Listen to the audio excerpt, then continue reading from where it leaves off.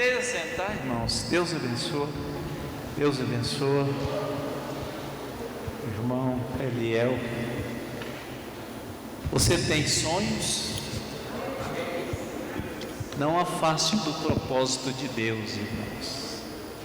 Às vezes as dificuldades que a gente passa na vida faz a gente querer desistir do propósito de Deus.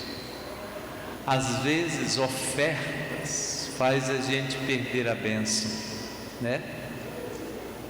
Igual Esaú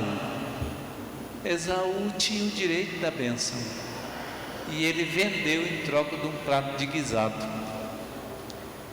Perdeu o sonho, perdeu a bênção.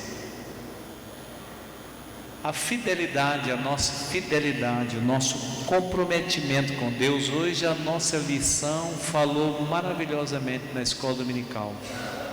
Deus tem um propósito, você não pode fugir do propósito de Deus, ainda que as coisas aconteçam. Ainda que as coisas aconteçam, não desista do propósito de Deus. José nunca desviou, nunca falou mal do pai, nunca falou mal dos irmãos, nunca falou mal de Potifar, nunca falou mal do Egito, nunca falou mal de ninguém. Ele permaneceu fiel a Deus, crendo que Deus ia conduzi-lo até o lugar certo. Deus vai realizar seu sonho. E o principal sonho que Deus quer realizar é a salvação da sua alma.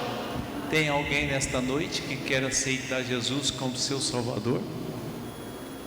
Quer reconciliar com Deus, aceitando a Jesus como seu Salvador? Você tem a oportunidade. Nós estamos convidando. Se não tem, o Senhor possa continuar falando em seu coração e te dando mais oportunidade. Eu quero agradecer a mocidade